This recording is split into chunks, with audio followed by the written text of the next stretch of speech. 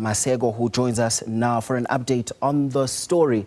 So what a busy morning, Samgele. This hour you can confirm for us that the NPA has officially charged the former Public Enterprises Minister. Tell us more. Indeed, Malusi, this morning Malusi Gigaba did present himself here at the CSIR IDEC offices at Block 10. He is there currently inside with his legal team and with the investigators of IDEC. You do know that there was that heated exchange yesterday between Julius Malema of the Economic Freedom Fighters and Advocate Johnson, who heads the IDEC at this particular time, which is an investigative directorate against corruption within the country, which effectively was formed to investigate allegations of corruption, particularly within government procurement, that has taken place. These charges that Malusi Gigaba is facing relates to the purchasing of locomotives in his era as the Minister of Public Enterprises at Transnet, which has seen other executives of Transnet as well being charged alongside these particular allegations. It does have severe political ramifications for Malusi Gigaba. Dr. Malusi Gigaba, to put some respect to his name, because he has just been awarded with a doctorate at the University of Johannesburg. And these charges essentially relate to his tenure at Public Enterprises. We do also know that effectively now that since he has been charged, he will appear at the Specialized Commercial Crimes Court. He will ultimately apply for bail, and he will, after applying for bail, assume that he will send a letter to the Secretary General of the African National Congress, Fikile Mbalula, recusing himself and stepping aside from all responsibilities as an elected National Executive Committee member of the African National Congress. But the foundation of this particular charges was essentially laid by Julius Malema of the Economic Freedom Fighters. There was that heated exchange between Julius Malema and the head of IDEC yesterday. Let's just listen to that particular clip of Julius Malema exchanging with the head of IDEC, Advocate Johnson, yesterday at the ad hoc committee looking into allegations of shenanigans of wrongdoing at the head of the South African Police Service. Okay, it seems like we don't have that clip, Sam, but I want us to continue now with this conversation. You know, you touched on there, Mr. Gigaba being an NEC member of the ANC there. Let's talk about the political implications of all of this. Should he be charged? And then the step-aside rule also kicks in, you know, and he's also the chairperson of the Defence Committee in Parliament. What's likely to happen going forward with that? He is effectively going to have to step aside as an elected member of the African National Congress. He will still remain elected, but he will step aside until he is done with these particular cases. It will be in line with the likes of Pulema Abe, who's an ANC NEC member. He stepped aside due to the fraud, corruption, money laundering and racketeering charges he faces. To the likes of Thabang Makwetla, who's also charged for those gratuitous gifts he received from African Global Operations, formerly trading as Bosasa, for his security upgrades at his home.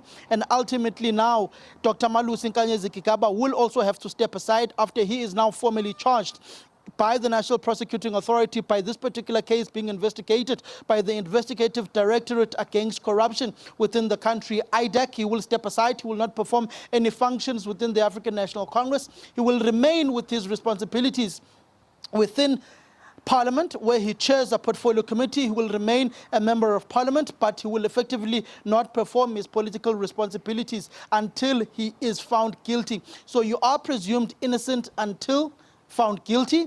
You do remain in Parliament, but you do step aside from representing the African National Congress when it comes to political party activities such as campaigning, such as adhering to your deployments within the African National Congress in whatever respect, whichever province you are deployed in or region. You will step aside from that. And just recently, if I'm not mistaken, last week, he did go to his home region within the greater Kizenga Mpanza region in the Stenga areas, where he was addressing a branch on the lives and times of Oliver Tambo last week. And this time around, he now is effectively charged and will have to move away from any political responsibility. We did speak to a number of sources within the NEC of the African National Congress, and many of them are expressing their displeasure and their dismay at the charges of Malusi Gigaba, basically saying that his campaign campaign within the African National Congress of trying to unite the so-called younger generation was just coming to fruition. This is an attempt to derail his political ambitions come the 2027 conference of the ANC. You do know that the ANC is also going to its National General Council, NGC, from the 8th to the 12th of December, and he will effectively now miss out on that National General Council, which is a midterm review of the elected leadership of the African National Congress from the 2022 conference at Nasrec. And Sam, also this hour, we do understand that there was that statement that was, of course, penned by one Palesa Letoba from the Dr. Knowledge Nkanyezi Malusi Gigaba, co-chair of the Joint Standing Committee on behalf of Dr. Malusi Gigaba. And, you know, part of it did read that Dr. Knowledge Nkanyezi Malusi Gigaba has been informed by the National Prosecuting Authority that he's required to attend court on the 7th of November 2025. But also just to quickly bolt through the letter, part of it says that he respects the processes and will give his full cooperation to the processes as they continue to unfold. And Sam, you know, you touched on this briefly, and I get the sense that from what you've been hearing from some of your sources is that all this could be politically motivated, is what some of your sources have been saying, given what we hear that Mr. Gigaba has been trying to fight for, which is, you know, bringing the ANC together in a way. Can you just expand on some of those conversations that you've heard on that front? Indeed, Mxolisi, those who are within the ANC who are aligned to the perspective of Malusi Gigaba do perceive this as a political witch hunt against Malusi Gigaba. You did hear other political leaders of other political formations like yesterday, Julius Malema yesterday, questioning IDEC on why the likes of Gwede Mantashe, who's the national chairperson of the ANC, Nomvula Mokonyane, who's the second deputy general secretary of the African National Congress, why have they not been charged? Why does it look like they are choosing low-hanging fruits to go after, and they're not going after the high-profile politicians within the ANC at this point in time and who are within the top 7 of the African National Congress? I am effectively now just going to go to a message that I received this morning from one source. This message reads that, quote, "If you cadres don't act decisively, these guys will finish all of you alive!" Exclamation mark. End of quote. That effectively is what we have been told by some of our sources within the African National Congress, that they are effectively scared now that there is a witch hunt against them, particularly all those who may have not been aligned to the incumbent president of the African National Congress. But it does speak to the renewal of what the ANC was saying, that it is trying to renew itself. Those who have effectively done wrongdoing, the state must charge them, they must go to court, they must try clear their names. If they are found guilty, they must go wear orange overalls. It also goes in line to what the Secretary General of the African National Congress, Fikile Mbalula, speaking at the Alfred Nzo Regional Conference lecture of Oliver Regional Tambo last week Friday, spoke about how people are doing wrong things in the name of the African National Congress, but they are not sent by the ANC. We do know that Malusi Gigaba has continuously said that he is innocent, and this is a witch hunt against him, particularly when it comes to the issues pertaining to the Gupta brothers. You also go to the State Capital Commission of Inquiry. His former ex-wife, Noma Mgoma, who was then Noma Gigaba, with the revelations of the stashes of money in safes, stashes of money within the spare wheel of the car that he had at the time, the bodyguard that spoke anonymously about Malusi Gigaba as well at the State Capital Commission of Inquiry, allegations of money being given monies by the Gupta family, the Gupta, him linking up the Gupta family's business links with other individuals within these state-owned companies at Transnet, at Eskom, and other parastatals that are owned by government. It all goes back to those revelations that were divulged at the State Capital Commission of Inquiry that was chaired by the former Deputy Chief Justice and former Chief Justice Raymond Zondo.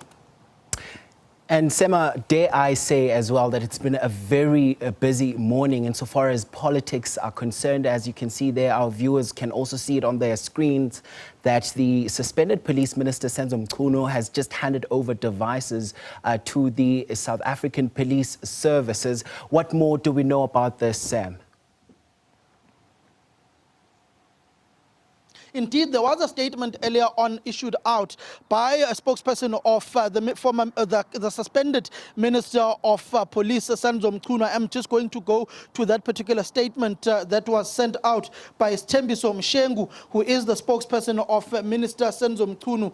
Quote, Minister Senzo Mchunu confirms he has handed over his electronic devices to the South African Police Service SAPS investigations as part of an ongoing investigation. Mr. Mchunu reiterates his full cooperation with all law enforcement processes, reaffirms his unwavering commitment to transparency, accountability, and respect to the rule of law.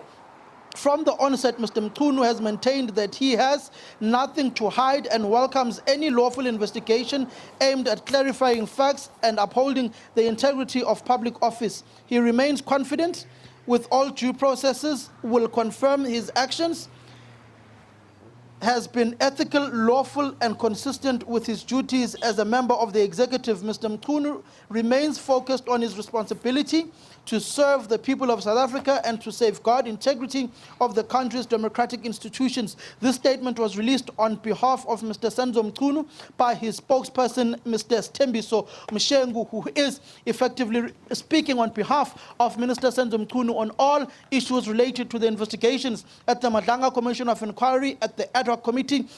It also ties in line with these investigations by IDEC, the Investigative Directorate Against Corruption of all state capture related cases, corruption cases that have taken place in the country. We've seen that this particular unit came under severe scrutiny and fire at the ad hoc committee from opposition leaders and members of parliament and members of the ad hoc committee of these shenanigans that have gone on in the South African top echelons of the South African Police Service.